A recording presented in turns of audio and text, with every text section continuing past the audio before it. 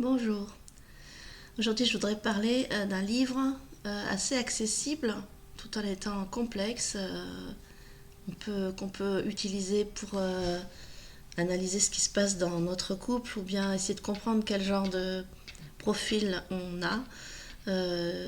C'est Véronique Cohn avec un K. Elle a dû avoir elle aussi un nom à porter et ça l'a transformée en une grande psychologue. Ce livre est accessible à toute personne donc, qui s'interroge sur la dynamique et les schémas répétitifs de son couple. Donc il est facile à lire, en même temps très dense, il y a beaucoup de choses. On peut même s'y perdre un peu. Moi j'avoue que j'ai du mal à en parler sans notes, parce qu'elle décrit chaque profil de façon très très très très très exhaustive. Euh, Elle emprunte des concepts à la psychanalyse ou alors à l'analyse transactionnelle. C'est très bien expliqué. C'est une spécialiste des couples et de la souffrance au travail. Elle s'intéresse à 5 profils psychologiques des gens, comment ils s'y prennent pour aimer et pour être aimés, des profils comment ils fonctionnent quand ils sont aimés et comment ils fonctionnent quand ils aiment. Et tout l'art, c'est de comprendre le profil de son conjoint ou de son patron, ou de son collègue, si on transpose dans le monde du travail. Quand je dis conjoint, attention, c'est toujours féminin, masculin. Voilà, c'est pour aller plus vite. Donc conjoint ou conjointe, afin de ne pas réveiller ces mécanismes de défense, en fait, c'est-à-dire ne pas titiller l'autre là où il va réagir, là où il va devoir se défendre parce qu'il se sent attaqué. Aussi également, finalement, c'est une façon d'essayer de choisir l'autre en fonction de notre propre style amoureux. C'est-à-dire bien se connaître permet de savoir qu'avec telle ou telle personne, on ne va pas s'entendre, car certains profils sont complètement incompatibles selon l'auteur. Donc mieux vaut le savoir avant de s'engager avec quelqu'un. Donc elle passe en revue chaque profil ainsi que les profils qui peuvent ou ne peuvent pas s'entendre sans trop de souffrance. Elle a choisi de parler de ces profils en, en basant sur les structures de caractère de William Reich. Et ce sont des profils qui se construisent dans l'enfance à partir de blessures plus ou moins profondes, archaïques, appartenant aux différents stades de développement définis par Freud. Donc elle en définit 5, mais moi je vous parlerai que des 3 premiers, parce que c'est très long. Le frileux, puis bon, le frileux, c'est quelqu'un qui va se déconnecter de ses émotions et des autres pour ne pas souffrir. Alors c'est quelqu'un qu'on va trouver beaucoup dans le monde animal, surtout le monde des chevaux. Donc quelqu'un qui aime, qui a choisi de travailler avec les chevaux. Dans le monde minéral ou végétal, par exemple le jardinier. Attention, il faut faire attention avec ce livre quand même. Moi j'ai trouvé qu'on ne pouvait pas forcément correspondre à un seul profil, hein, que tout était un peu mélangé par moments, mais bon, c'est des grandes tendances. Le frileux, c'est un hypersensible. Il ne supporte pas de ressentir des émotions. C'est ça qui est un peu paradoxal. À la fois, il est très sensible, mais en même temps, il se protège contre toutes ses émotions. La figure maternante a éprouvé une difficulté à accueillir l'enfant avec chaleur et amour, ce qu'il aurait vécu comme abandon.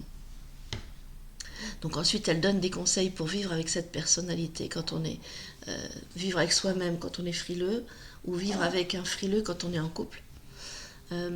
Deuxième profil, l'altruiste. Là aussi, il y a pas mal d'altruistes dans le monde, je trouve. C'est rassurant. Il n'a besoin de rien, dit-il, et pourtant sa blessure orale est celle du vide à remplir et de la peur de l'abandon. Il est hyper intuitif. Ses valeurs sont l'amour et l'entraide, la bienveillance, le partage. Il cherche à combler les demandes de l'autre avant même qu'il les formule. Excusez-moi, je suis un peu enrhumée. On le retrouve dans les professions telles que infirmier, aide-soignant, thérapeute, assistante sociale, éducateur, pompier et psychologue. Il a besoin d'être le sauveur. Il a une peur extrême du vide, du néant. C'est un dépendant affectif, un mendiant de l'amour qui se cramponne à l'autre. Il se fait tout petit pour ne pas déranger. Il a dû souvent sauver maman en prenant la place du parent défaillant. L'auteur, là encore, donne des conseils et des directives pour vivre avec le moins de douleur possible quand on est soi-même altruiste, et des conseils aux conjoints. Elle fait ça pour tous les profils qu'elle va étudier. Troisième profil dont je vous parlerai, et ensuite je vous laisserai acheter le livre si cela vous a titillé, cette petite vidéo qui est déjà assez longue. L'alpha de l'amour. Alors, on connaît toujours un alpha de l'amour autour de soi, c'est assez rigolo, vous allez voir. C'est comme le mâle alpha, vous voyez, donc ça concerne aussi les femmes, hein, mais faut penser à l'alpha chez les loups. Pour ne pas être vulnérable de nouveau, comme lorsqu'on était enfant, donc pour ne plus être vulnérable à nouveau, l'alpha veut être fort et tout contrôler. Il se fait une armure de muscles. Donc en ce moment dans les salles, on en voit pas mal des alphas, je pense. Il se fait une armure de muscles ou de pouvoir. Il peut être courageux et héroïque pour protéger les plus faibles. C'est plutôt une bonne chose. Mais aussi autoritaire et agressif. Donc ça, c'est moins bien. Tyrannique et dictateur.